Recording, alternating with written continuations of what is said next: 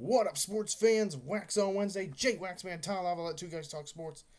Before we get the show on the road, just want to give a heads up. Again, sorry I'm late for this. We're going to try and breeze through this Waxon Wednesday, make it a little quicker than usual. First things first, I got a message. There will be no Friday roundtable this upcoming week because the studio will be closed on Friday for Memorial Day weekend.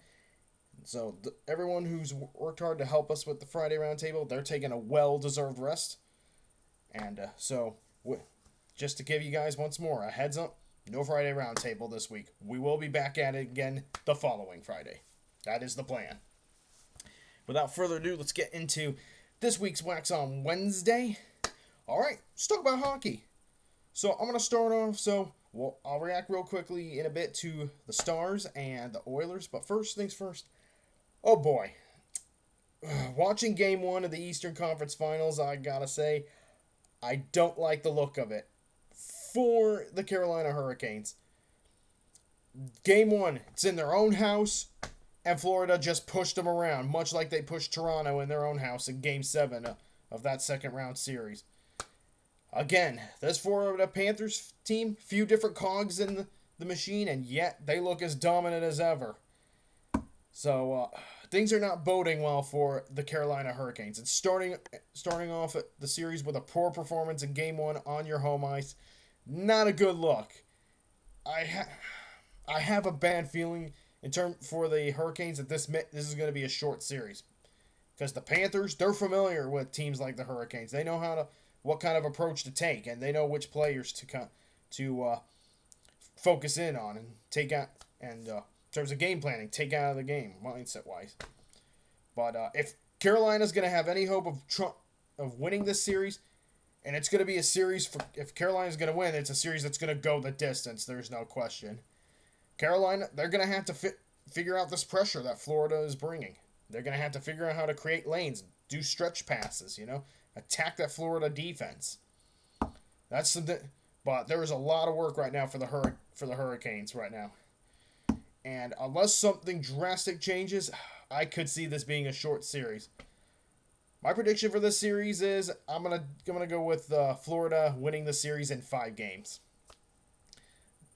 Yeah, I almost thought about saying 6, but right now, watching that Game 1, oh boy, that's just. I tell you what, I hope the Hurricanes prove me wrong, but right now, Florida looks like they're set to make another run to the Stanley Cup Finals. And then there's the Western Conference.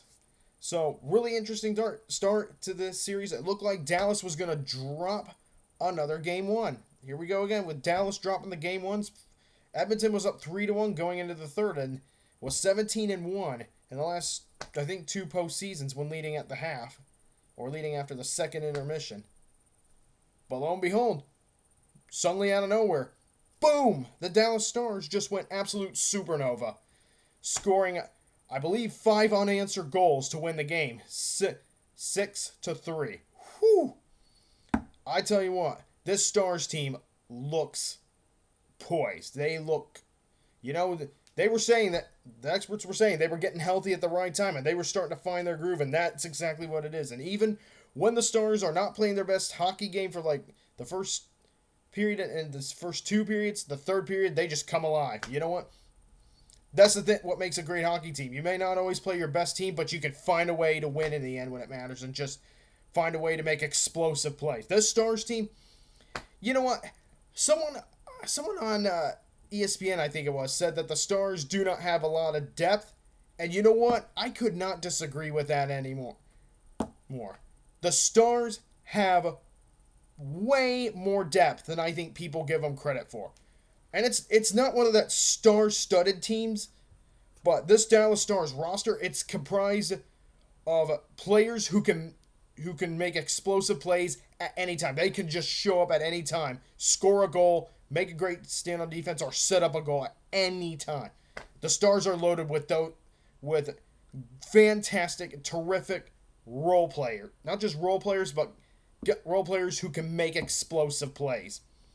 The depth they may not have a whole star power on their team, despite being called the Stars. No joke intended, or no pun intended. But this Stars team, what they don't have in star power, they make up for in ingenuity and explosiveness. And you know what? With all that, plenty of firepower and plenty of depth, because they've got guys on that team that can just go out and score a goal when you need them to, and they've got a terrific goaltender in Jay Ottinger who can step it up when he needs to most. The Stars, they are looking strong, and they are getting red hot at the right time, even when the whole game doesn't go the way they want it to. But you know what? When it mattered, they found a way to make plays tonight, because that's their identity. As for the Oilers, I think it's still going to be a long series, though. I think the Oilers are going to be fine, but they just need to regroup for Game 2. And you know what? A lot to take away for them from Game 1. They had control of this game, and they just lost it. The biggest thing, though, that Edmonton is going to need to do going forward, avoid penalties, all right? Especially on hostile ice, all right? No more, can't take too many penalties. And Stars, they took advantage of those penalties, and that's how they won this game. They were able, big reason that the Stars won, taking advantage on the power play and scoring goals and exploding at the right time, or going supernova at the right time. And you know what? Okay, the game, I know it's not all Stuart Skinner's fault. All right, I know the game. Like, I know his team did not help him giving up so many power plays, or giving the Dallas Stars so many power plays, but Stuart Skinner's got to be better, though. All right, can't give up 6 goals. I know not all of them were his fault, but I know Stuart Skinner's done better. I've seen him do better, and I know he can do better. All right, and plenty of firepower in the Oilers' corner, especially with Leon Draisaitl. So, gonna be a long this series. I think the Western Conference Finals I think it's gonna be more exciting than the Eastern Conference Finals, but that's just me. But that'll be a long series. I can see that. I've got this series going to 7 games, with Dallas representing the West for the Western Conference for the Stanley Cup Finals. So, in terms of my Stanley Cup Finals matchup, my prediction is Florida versus Dallas. That's what I'm thinking. We'll see how accurate that is. All right, on to my next topic. So, kind of a random topic, but for those of you who don't know, every summer there's a basketball tournament that takes place, and we simply know it as the basketball tournament, or the TBT, just for short. And it's a basketball tournament where the winning team gets $1 million in a cash prize, and it goes to the charity of their choice. Or most teams, they give it to the charity of their choice. And a lot of the teams that are in it are named after specific charities, or have a specific name that relates to the alumnus of a certain college, like Ohio State or Butler or Indiana, to name a few. So the reason I bring this up, oh boy. So I can tell you one team. There is one team that I know of that sadly will not be back in the TBT this upcoming July or the summer. And that team is the Mackey, or the Purdue alums. So, Mackey will not return to the TBT in 2025. They didn't exactly specifically state a reason as to why, but they did mention they are focused on returning in 2026. So, to give you guys a quick reasonings behind it, I think the big reason, it comes down to one thing. Alumni. Purdue, this is the Purdue alum team, or the Mackey as it's called, because it relates to Purdue. And unfortunately, as fun as it was watching the Mackey, this TBT team was having a lot of trouble getting their own alumni to join, or basketball players who played for Purdue. They were really having trouble getting names. And the majority of the team the last 2 seasons was made up of players that really didn't have a connection with Purdue. They played for other schools, like Penn State, for example. So Purdue was really having a lot of trouble getting their own alums to join their TBT program. And I think this year it was a much bigger problem than it had been in years past. Wouldn't surprise me if all the alums say, yeah, not this time, we're not doing it. So I think that's the big reason why the Purdue TBT team, or the Mackey, is withdrawing from this year's TBT tournament. Other reasons may amount to like sponsorships and funding. Could also be another thing, as well as lack of interest from the fans. I mean, I enjoyed watching them, but I'm not sure how like the rest of the Purdue fan base felt about. And a lot of that, of course, stems from the frustration of watching a Purdue TBT team that was only partially represented by Purdue alums. So for those reasons that I have stated, the Mackey will not return to this year's basketball tournament, or the basketball tournament 2025 edition. So hope to see him back next year. Kind of a bummer, so I'm going to have to find someone else to root for in the TBT this year. But I understand for the Mackey, I understand the reasons. It's a bummer. I had a feeling, though, it was going to happen because I wasn't seeing a whole lot of news surrounding the Mackey going into this year's basketball tournament, and I kind of was guessing that they're probably withdrawing this year. So, in conclusion, all I can say is, I hope to see it. I understand their decision, and I hope to see him back in 2026. And finally, back home again in Indiana.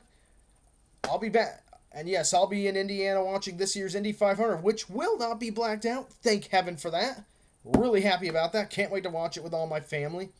And gonna go visit my sister, her husband, or my brother-in-law, and their newborn son. Can't wait to introduce them to IndyCar racing in the Indianapolis 500. So, now with all that being said, time to pick a winner for this year's Indy 500. Alright, I don't know how this race is going to turn out. There could be a number of things could happen. If I had to guess, I'm going to say there's going to be very few cautions. Maybe like 5 cautions maximum. And none of them will really flip the strategy of this race. Or one might lead to a close fuel mileage race, and then the 5th and final one will just throw fuel strategy out the window. I got a feeling that maybe, I don't think there'll be you know what? For each of the 5 cautions I predicted, it'll be probably a car going around a ring, and one of them, sadly, I wouldn't be surprised if there's like a pretty big accident involving like 3 cars. So there's my predictions there. Now with all that being said, alright, my heart says Alexander Rossi, but my mind says something else, alright? My mind is speaking to me, and it says, for one guy in the field who everybody absolutely adores, this is going to be his year. I'm thinking there's a driver in this field who's been, so close, not once but twice, to winning the Indy 500 in the past. And I just can't help but feel and just think in my mind, this is the year. I'm thinking this is the year of Pato O'Ward. I think that starting from the first row and starting from position 3, perfect starting spot for him. He'll have that outside lane, be able to get a launch. He's been fast at Indy. And you know what? Of course, the one thing that is going against this pick, one stupid statistic, an odd number has not won the Indy 500 since 2013 when TK won it, driving number 11. Okay, I say enough of that crap. The streak's got to end at some point. I predict for the first time since 2013, an odd number will win the Indianapolis 500. And you know what? Patricio O'Ward, he drives an odd number car. He drives number 5. Odd numbers overdue. And you know what? Pato's been fast every single year. And I believe this is his year. So I'm rolling with Pato O'Ward to win the 109th rendition of the Indianapolis 500, or the 109th running of the Indy 500. I think he's going to have that speed. I think, Honda won it 3 years in a row. Chevrolet's won it 2 years in a row. I think they're going to make it 3 years in a row. I think Newgarden's going to come up with and his team are going to come up with a brilliant strategy, but I think they're just going to they're going to fall short of winning back-to-back Indy 500s. So, going to be a fantastic race. But I'm rolling with Pato O'Ward to win the 109th annual Indianapolis 500. So, the sensation from Mexico, I predict, will finally get it done in the 109th Indy 500. All right, on to this day in sports history. And on this day, I'm slipping. The 21st of the 21st of May, 1819, the first bicycles are introduced in the U.S. in New York City. So, and on this day, by the way, let's see if I can find an Indy 500 for you guys. On the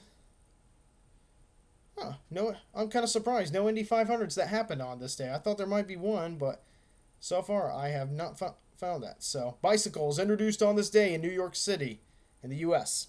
All right. Before I sign off, I just want to say one final thing.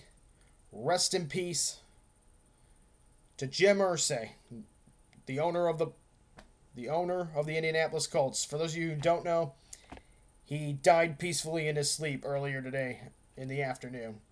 So thoughts and prayers are with him and his family, and wishing them well at this time. And once more, and by the way, Jim Irsay was 65. Rest in peace, Jim Irsay. And again, I just wish his family all the best. Feeling their heartbreak all this time. Alright, that's all I got for this week's Waxon Wednesday. Thank you for watching. This is Jake Waxman from Two Guys Talk Sports. Wishing you all a good Memorial Day weekend. Enjoy the Indy 500, everyone.